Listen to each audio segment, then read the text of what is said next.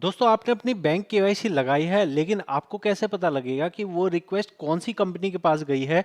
क्या आप उस रिक्वेस्ट को अपनी किसी जान पहचान वाली कंपनी के पास भेज सकते हो? आज की वीडियो में मैं आपको प्रैक्टिकली ये चीज़ दिखाऊंगा, समझाऊंगा।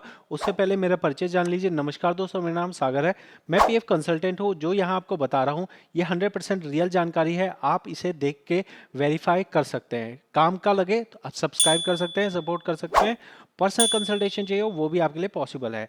मैं आपको दिखा रहा हूं ये कि जब भी आप कोई केवाईसी लगाते हैं तो आपकी केवाईसी सिर्फ और सिर्फ आपकी लास्ट वाली कंपनी ही अप्रूव कर सकती है। बहुत बार पीएफ मेंबर का ये कहना होता है कि सर जी, हमारी कंपनी नंबर 2 जो है वो हमारे चाचा जी की कंपनी है, या उसमें हमने बहुत लंबा काम किया है, वो हमारी केवाईसी इमीडिएटली कर सकते हैं। तो क्या आप हमारी केवाईसी की रिक्वेस्ट पुरानी कंपनी में भेज सकते हैं? तो पीएफ ऑफिस के सिस्टम में ऐसा ऑप्शन नहीं रखा गया है। आपकी जो केवाईसी है वो ऑटोमेटिक सिर्फ और सिर्फ लास्ट कंपनी के पास ही रिक्वेस्ट जाती है, और अगर अप्रूवल करना है तो लास्ट कंपनी ही उसका अप्रूवल कर लेगी। तो ये आपको मैं कैसे दिखा रहा हूँ, आप देख लीजिए। केवाईसी पेंडिंग फॉर अप्रूवल आ रहा है। अब मैं अगर ऑनलाइन सर्विस पे जाता हूँ और क्लेम पे जाता हूँ, क्लेम पे जाते ही मुझे क्या दिखा रहा है? मुझे दिखा रहा है कि आपकी जो बैंक केवाईसी है वो सबमिट करी गई है, आपने ही सबमिट करी है। 15/3/2024 को पेंडिंग है। कंपनी का नाम लिखा है फॉर डिजिटल साइनिंग। तो इससे मतलब क्या हुआ? इससे मतलब ये हुआ कि आपकी कंपनी कौन सी है जहां आपकी पेंडिंग रिक्वेस्ट है वो आपको क्लियर कट बता देता है। और वैसे अगर आपको जानना हो लगाने से पहले कि भाई मेरी रिक्वेस्ट कौन सी कंपनी में जाएगी, तो आप व्यू में जाओ, सर्विस हिस्ट्री में जाओ। जैसे इस भाई के केस में सिर्फ एक ही कंपनी है जहां इसने काम किया है। आपके केस में अगर 3-4 कंपनियां हो तो आपको जो सबसे लास्ट वाली कंपनी होगी वहीं आपको जाना होगा। बहुत बार ऐसा होता है कि कंपनी नंबर लास्ट जो होती है उसमें हमने कभी कोई नौकरी नहीं की होती है, बस वहाँ पे एक मेंबर आईडी आ रही होती है, तो भी आपकी उसी कंपनी में रिक्वेस्ट जाएगी। ऐसे में अगर आपकी कोई फर्जी कंपनी जुड़ जाती है तो आपके लिए मुश्किल हो जाती है कि वो कंपनी आपका, क्योंकि आपने कोई काम धंधा वहाँ किया नहीं है, तो वो आपकी करेगी नहीं।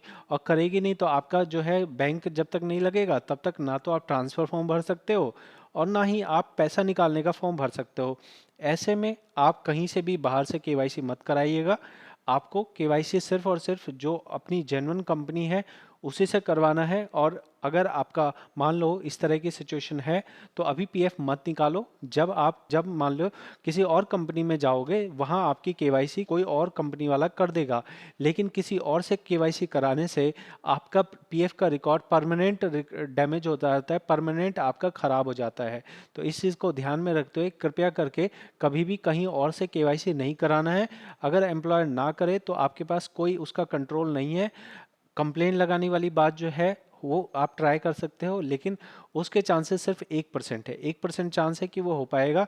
99% चांस है पीएफ ऑफिस कुछ नहीं करेगा। आप जानो, आपकी कंपनी जाने, हमें कुछ नहीं पता, ठीक है।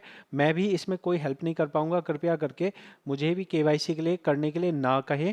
मैं आपकी इसमें कोई भी हेल्प नहीं कर सकता हूँ। पीएफ ऑफिस ने जो सिस्टम बना रखा है उसमें कंपनी के पास जो है मोनोपोली है, मतलब उनकी इच्छा है वो करेंगे नहीं करेंगे। बाकी कंपनी का बैंक केवाईसी करने में कुछ जाता नहीं है। बस ढिलाई की वजह से, लापरवाही की वजह से कंपनी वाले आपकी बैंक केवाईसी नहीं करते हैं। इसके अलावा कंपनी को ऐसा कोई वित्तीय नुकसान नहीं है, ना ही उन्हें कोई फायदा है आपका केवाईसी ना करके, ठीक है। तो मैंने आपको ये जानकारी दी है, आशा करूंगा आप समझे होंगे।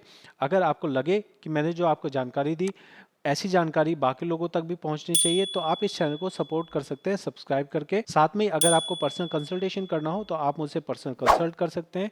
अगर आपको मुझसे सीखना हो, क्योंकि यहाँ पे सही जानकारी बहुत कम लोगों को है, तो मैं जो जानता हूँ उसे ट्रेनिंग के तौर पे देता हूँ, जिसमें 100 से ज़्यादा लोग अभी तक ट्रेनिंग ले चुके हैं। और मेरा टारगेट बहुत बड़ा है, 1 लाख लोगों को ट्रेन करना है, ताकि वो 1 लाख लोग सही जानकारी पूरे भारत में फैला सकें। शायद आपको ना पता हो, पीएफ के अंदर हजारों करोड़ रुपए लोगों के डूब जाते हैं, फंस जाते हैं गलत जानकारी की वजह से। उसी जानकारी को हमें सही करना है। मेरे से जितना होता है मैं यूट्यूब पे डालता हूँ, बाकी हमेशा जो है पर्सनल कंसल्टेशन बेस्ट कंसल्टेशन होता है। इसलिए मुझे 1 लाख लोगों को तैयार करना है। मैं मिलता हूँ अगली वीडियो में। बहुत बहुत धन्यवाद।